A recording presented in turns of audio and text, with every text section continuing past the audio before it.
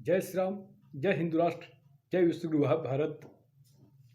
हिंदुत्व दर्शन आपका चैनल है और इस पर आपका हार्दिक अभिनंदन है। हिंदुत्व दर्शन के माध्यम से मैं ब्रह्मानंद झा, जैसा कि सदैव आप सभी से यह कहता आया हूँ कि वामपंथियों ने बहुत बड़े पैमाने पर बहुत ही लंबे समय से हमारे धर्म ग्रंथों और महाभारत के इस इतिहास को गलत रूप से पेश करने का कार्य किया है और इसे मैं एक एक करके आप सबके समक्ष रखने का प्रयास कर रहा हूँ। इससे पहले एपिसोड में मैंने बाल विवाह का असत्य को लेकर के मैंने आपको के पास प्रस्तुत हुआ था और द्रौपदी के 5 पति यानी वामपंथियों ने हमारे इतिहास में घालमेल कर दिया और दूरदर्शन के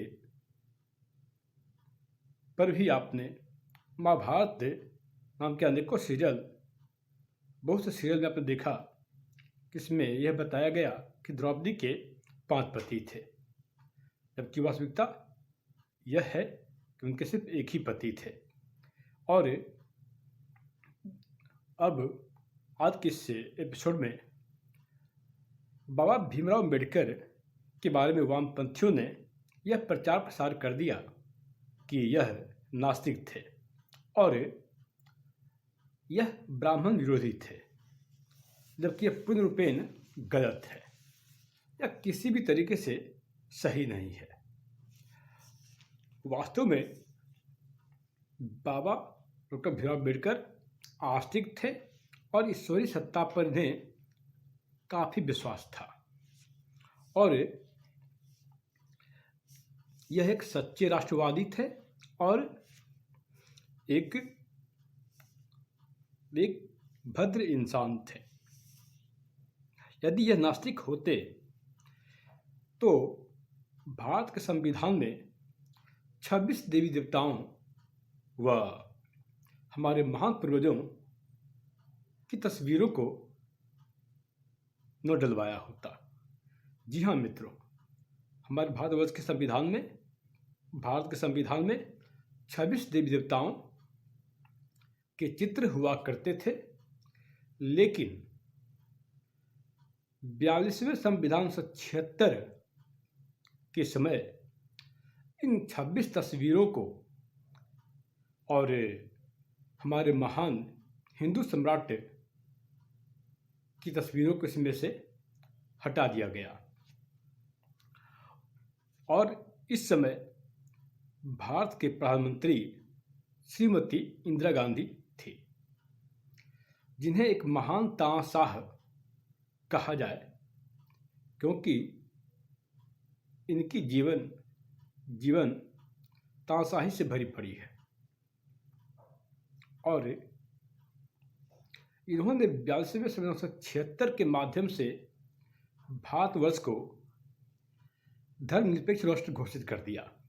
जी हाँ, 42वें संविधान 1976 के माध्यम से 3 शब्द जोड़े गए: सोशलिज्म, सेकुलरिज्म या सेकुलरिज्म से आशय पंथ निरपेक्ष, मजहब संप्रदाय निरपेक्ष से था, न कि धर्म निरपेक्ष से था, क्योंकि धर्म तो सिर्फ एक ही है और बिना धर्म के कोई राष्ट्र समृद्धि शिखर पर पहुंच ही नहीं सकता। लेकिन इन्होंने 42वें संविधान 1976 के बाद भारतवर्ष को धर्मनिरपेक्ष राष्ट्र घोषित करके और इन तस्वीरों को हटा करके यह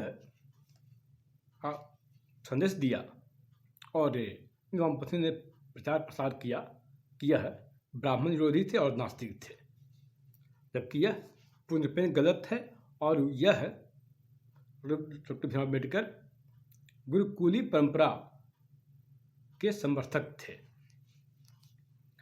और हमारे भारतवर्ष के संविधान में प्रभु श्री रामचंद्र, लक्ष्मण, बजरंगबली और 64 कलाओं में निपुण श्री कृष्ण भगवान की तस्वीरें हुआ करती थी। इतना ही नहीं मित्रों, इसमें विशेषकर नदी पार करते हुए निषाद केवट के साथ प्रभु श्री रामचंद्र, लक्ष्मण, माँ सीता की तस्वीरें भी हुआ करती थी। इसके अलावा महाराणा प्रताप, पृथ्वीराज चौहान, छत्रपति शिवाजी महाराज, सम्राट अशोक और बौद्ध संप्रदाय के संस्थापक महात्मा बुद्ध व जैन संप्रदाय के संस्थापक महावीर जैन की भी तस्वीरें थी। और यदि ये वामपंथियों ने प्रचार प्रसार किया कि ये ब्राह्मण विरोधी थे, तो इनसे मैं पूछना चाहता हूँ कि इनके द्वारा लिखित निर्मित संविधान में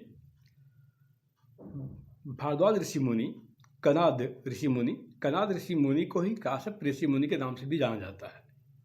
भास्कराचार्य की तस्वीरें कैसे थी? और यदि ये ब्राह्मण विरोधी थे तो इन्होंने शाश्वत ब्राह्मण कन्या से विवाह कैसे किया था?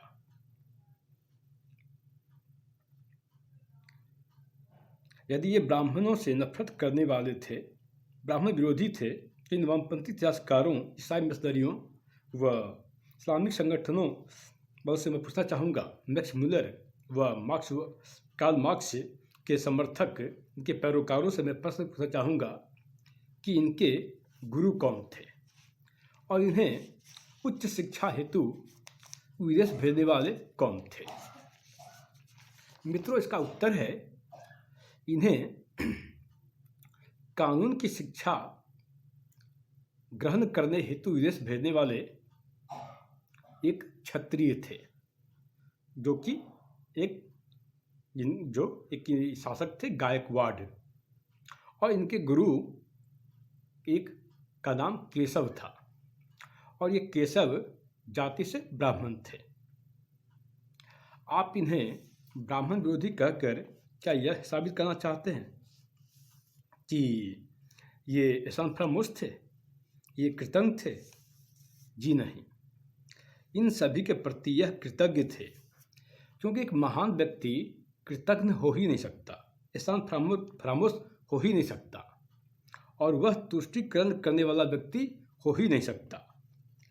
आप इन भीम वालों को, भीमटों को शर्म आनी चाहिए, जो अपनी कुटिल चाल से, कुटिल राजनीति से इन्हें बदनाम कर रहे हैं। लेकिन मैं इन्हें बता दूं कि चांद पर थूकने से थूक अपने आप पर गिरता है, चांद पर नहीं। चांद, सूर्य पहले भी महान थे, अस्तित्व की मानता थी। ठीक इसी प्रकार यह कितना भी करें, डॉक्टर भीमराव अम्बेडकर महान थे, महान हैं और महान ही रहेंगे। हम सभी भारतीयों को इनकी महानता को स्वीकार करना पड़ेगा। यदि आप